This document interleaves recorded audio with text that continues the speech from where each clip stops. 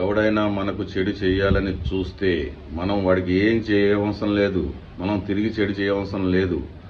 వాడి చెడే వాడిని నాశనం చేసేస్తుంది. ఎందుకంటే వాడి మనసులో ఎప్పుడు ఎదుటివాడికి చెడు చేయాలనే ఆలోచనలు వస్తూనే ఉంటాయి. ఎలా చేయాలి, ఏం చేయాలని ఆలోచిస్తూనే ఉంటాడు. అలాంటి ఆలోచనలే వాడిని తినేస్తాయి. ఎందుకంటే వాడికి ఎప్పుడు పాజిటివ్ ఆలోచన అన్నది ఉండదు, ఎప్పుడు నెగిటివ్ ఆలోచనే ఉంటుంది. ఎవరికి ఎలా చెడు చేయాలి, ఎవరికి ఎలా పుల్లలు ఎట్టాలి, ఎవరికి ఏం చేయాలి, ఎవరిని ఎలా కింద పడేయాలని ఆలోచిస్తూ ఉన్నప్పుడు ఆ నిరంతరం ఫ్రీక్వెన్సీ తిరిగి వాడికే కొడుతుంది అనమాట. ఆలోచన ప్రభావం వాడికే తిరిగి వాడి జీవితంలో జరుగుతూ ఉంటాయి. సో ఆటోమేటిక్గా ఎవ్వడు వాడికి ఏం చేయకుండానే వాడు చెడు ఆలోచనలతోటి వాడే నాశనం అయిపోతాడు. కాబట్టి మనం చెడు చేసే వాళ్ళ గురించి పెద్ద ఆలోచించవలసిన అవసరం లేదు. మనం నిశ్చలంగా ఉంటే చాలు, వాడు చెడు వాడిని తినేస్తుంది. ఎలాగైతే ఒక నదిలో కానీ మనం ఒక రాయి వేసినప్పుడు ఆ రాయి వచ్చి ఆ నదిలో పడినప్పుడు కొన్ని అలలు వస్తాయి, తర్వాత ఆ రాయి కిందకి వెళ్ళిపోతుంది.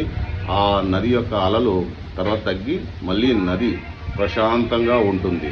అలాగే మనం నిశ్చలంగా ఉంటే, దేనికి భయపడకుండా మంచి పాజిటివ్ ఆలోచనలతో ఉంటే ప్రకృతి మనకి సహకరిస్తుంది. ప్రకృతి అంటేనే భగవంతుడు.